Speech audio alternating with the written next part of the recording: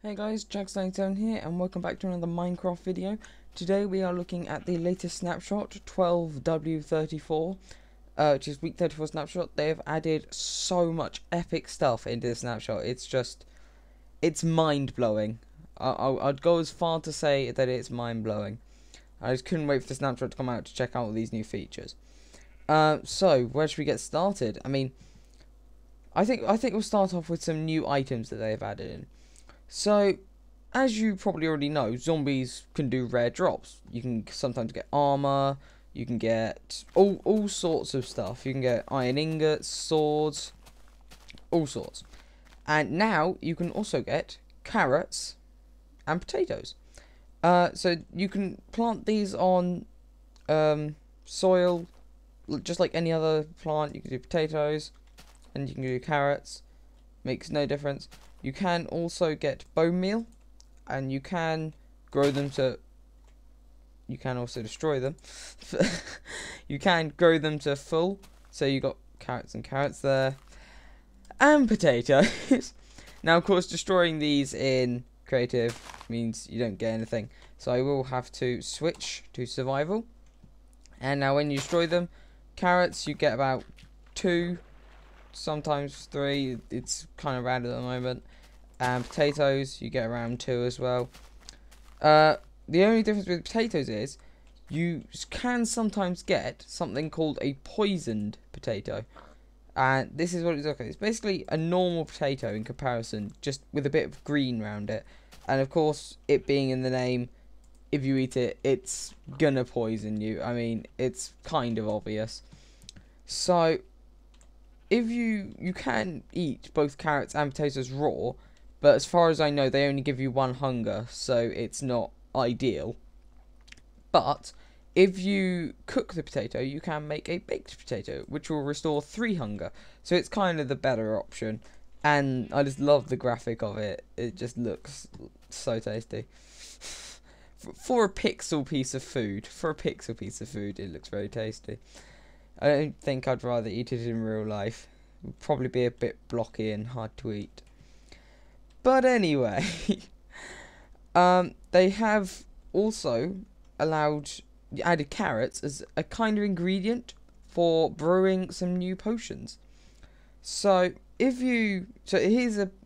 like a 4-stage for the ultimate potion. So if you just take some water, just a normal water bottle, and add some nether wart, that will give you this awkward potion. Now, you have to combine the awkward potion with a new ingredient, and that is a golden carrot. Now you need to have 8 golden nuggets in a chest formation, and 1 carrot in the middle will give you 1 golden carrot. Now, if you combine the golden carrot with the awkward potion, that will give you a potion of night vision. Now, we're not done yet, because if you brew the potion of night vision with a fermented spider eye, that will give you the ultimate of all potions, invisibility. Nearly said invincibility there. It's like, I am the god of Minecraft. Come at me. So, if you drink this, it's kind of in the name. Drink it up, and you're invisible. Of course, the only way people can detect you is, of course, if you're running, you'll leave behind a dirt trail and the little particle effects coming out of the potion. However, that's not the only downside. If you have armor, you're not gonna like it, because although your character may disappear, your armor definitely does not. So you would just be a piece of diamond armor walking around, and it would be pretty easy to hit you if you're in a battle with another player. So I think the potion of invisibility is more for being sneaky rather than using it in the midst of a battle when you've got iron or diamond and you can't exactly go into hiding. Although I can see a lot of big cinematics being done with this, you know, like ghosts and ghouls and haunted pieces of armor. I can see a lot of that going on, because now you'll be able to walk around but without your Minecraft body. So that's pretty awesome. It will also make you invisible to mobs at night, unless you like actually walk into them, then they'll instantly notice you. but I'd expect that, because even if you're invisible, walking into a zombie, I don't think they're that stupid. So that's the new brewing potion that you can do, and I'm just going to drink some milk. Milk will, as always, remove the effects of your potion, so you can see me again, me in my skin. So that's the new item. On to the next part. Right then. So we've had pressure plates, which allow you to stand on top of blocks and detect and do redstone, but we haven't had anything for the side of blocks until now. These are wooden buttons, and they're obviously the opposite of the conventional stone, and these allow you, if you have a bow, to shoot at the side of a block, and basically it can be anywhere. So you can shoot at the bottom of the block. It doesn't have to be on the button, but it will still power redstone, or in this case open door. So the door will also stay open, or the redstone current will stay going until you pick up the arrow. So this can be used for secret entrances as well. And it's just disguises really well into the block. I mean, you actually have to be there. It's gone. You can't even see it. And of course, just shoot my arrow, and in I go. My secret entrance with diamonds and everything in here. So it's actually quite a good thing. I can see a lot of redstone creations involving these, and hidden traps and player traps, and all sorts of stuff can be done with that thing. So now moving on to some new features with blocks. We have a new type of wall and some new features with stairs. Now this is the new type of wall or fence. You can have cobblestone or mossy. So you can choose between the two, and you can just wall off your area. This is my castle. Of course, like normal fences, you can't jump over it unless you just jump off a block and then you can get in. Nor can you get out, so it's not a two-way thing. Oh, sorry, one-way thing. So you can just build a little pen of stone all around your mobs, or your pigs, sheep, whatever you're breeding for your little farm. So you can now wall them in with a bit more style. Also, new with stairs is you can now, depending on the angle of where you're looking, create corners. So before you would have had to put either a whole block or a half step here just to make it look a bit more decent. No longer do you have to do that. You can just place it and it'll automatically snap into the right location. Of course, you do have to be looking the right way. You can't just place it down like that and it won't automatically do it. You do have to do it actually going around a corner. You can create little boxes.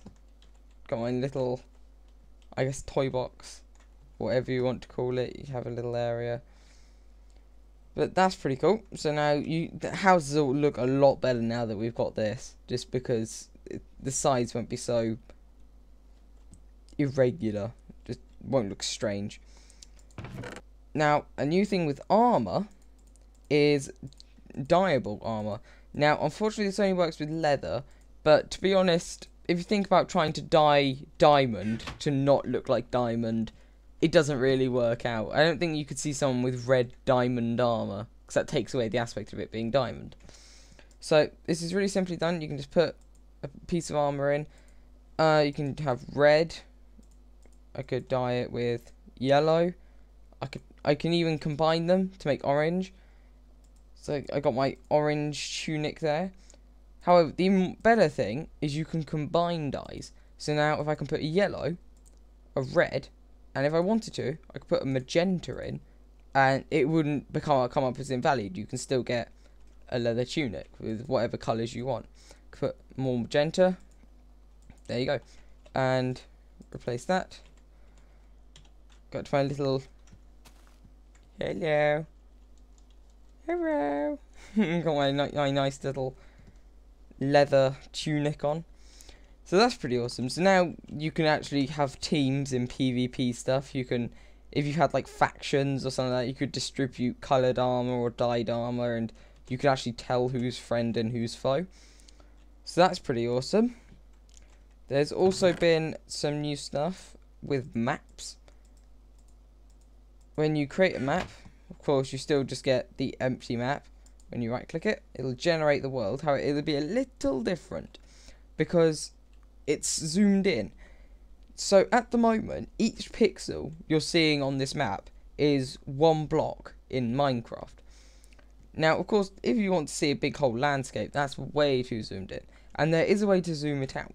So if you put your map in a crafting table and surround it with paper, you can create a zoomed out map. Now, it won't say anything about it, but it will have zoomed out. As you can clearly see here, you can see more in the map.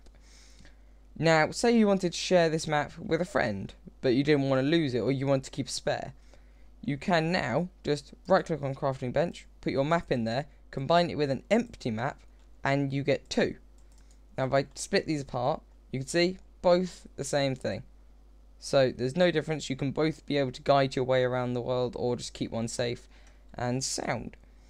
So that's a pretty cool new feature. You can also create picture frames. So if I get rid of this map, if I go into a crafting bench, put leather in the center and surround it with sticks, that will create an item frame. So if I put this on a wall or something like that, I can put stone in there. I can put a stone thing, destroy it. I can put bone meal. I can put milk. Oh, I can put a bucket of milk. I can literally put anything I like in there. You can put a clock. You can put a map. The clocks will actually work. So if you put a clock in one of these, depending on the time of day, it will go round. Same sort of concept with compasses, but I can't see why you'd want to do that with a compass. Doesn't exactly make sense.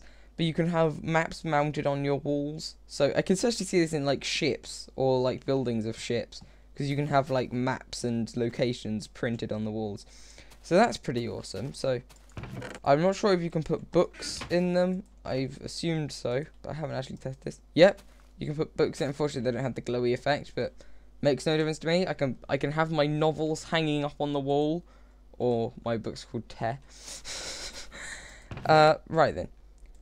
One of the last things they've added in is, a couple of last things. You can now put trapdoors not only on the bottom, but you can put them on the top of blocks. So now they'll be flush with the ground. So no having to walk over them like this and drop down and then have to jump back up. Nope. You can have them so it's nice smooth surface. And it doesn't mean that you have to have a block like here and then attach this to one if you want the secret entrance. But unfortunately, I mean, it's going to mess with the ladders. So, I don't know. Maybe that's not such an issue, but you can still, I'm sure you can still come up with some brilliant creations for those. And the last thing is flower pots. Now you can create them in the normal shape of a bucket, and it even looks like a bucket just with a brick texture. You can put it on top of here, let's say, and if I get a cactus, we can put a cactus in there, and it shrinks it down. And that the cactus is probably one of my favourite things. It doesn't damage you, fortunately, so it won't hurt you when you bump into it. You can destroy it and, let's say, put a fern. Put a fern in. There you go. You got a little flower pot with a fern. Literally any plant you can put in a flower pot. So I said that was all the new features, but I was kind of lying there. So there's one last thing, but technically it's not in the game. It's in a separate world. So if I save and quit and go into this new creature is called the Wither Boss. Now, of course, it's not officially in the game. As you can probably see at the top, it says entity.witherboss.name. So it's not officially in the game. You can't find it anywhere. And literally, for this world to get, I've had to head up Sethbling, who's an awesome, using his Minecraft wizarding powers, has managed to get this Wither Boss actually in the world. So, apparently, you had to use some sort of filter or something there. You can't just spawn it in. So, it's basically what looks like a Steve with two Steves on his side and a skeleton sort of thing. And he does seem to be eyeing me up. A bit creepy. He's looking at me and it's a bit scary. So he's obviously noticed my presence. And this thing, my god, it just owns everything in its path. I don't think if it was in the game now, I think anyone would be tough or hard pushed to actually defeat him. So if we get a little closer, and this may or may not kill me, and what I'm going to do is actually I'm going to change my game mode to 0, so I'm in survival, and then I'm gonna get that back, and I am gonna get it to 1, so I can instantly change back, because literally this thing, it does. Actually, I don't want to be so close to his head, so I just yeah. So this is what he does. He fires like skull type projectiles. Now I run past him. Oh god. He fires like skull type projectiles, and these do damage to blocks. So if I can coax him to fire another one at me. So of course he is just breaking through glass. Oh god, wow. He's now he can hit you with a new effect, and I'm gonna. So stop attacking me. He obviously doesn't know the meaning of creative, and he just seems to be flying up. So he can hit you. If those face projectile things hit you, they can cause a withering effect, which obviously in the name. It's basically, as far as I know, when you're hit by it, damage that you take is given to him as health. So you can obviously see why he's a bit of a tough boss. And even now, he moves quite a lot. So I'm just going to really quickly slay him. Now, I haven't done this before, so I don't know if he drops anything or what happens when he dies. So I'm just going to speed up this bit of the video just so you don't have to wait for me to defeat him.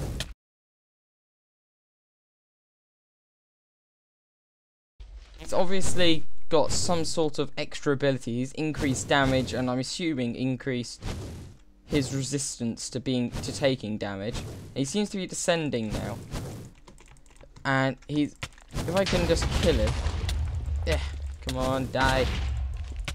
So there you go, and he's dead. He only drops experience, it seems, at the moment. No special drops. At the moment, obviously, like I said, he can't be found in the normal world.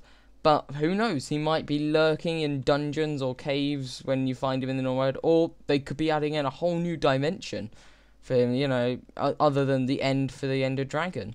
Who knows? We could be looking at a new end game here. We could be taking the credits from the Ender Dragon and putting it onto this Wither boss, because he definitely seems more tough. He seems harder to defeat because the Ender Dragon, I mean, you just shoot those health block things to stop him health, and then just attack him. So the Ender Dragon is nothing. I think this is like the Ender Dragon's big brother. I don't know what I just clicked there, but I mean, like, this thing owns the Ender Dragon. Anyway, so I hope you guys enjoyed this. That's all the new features in the latest snapshot. There will be a link to it down below.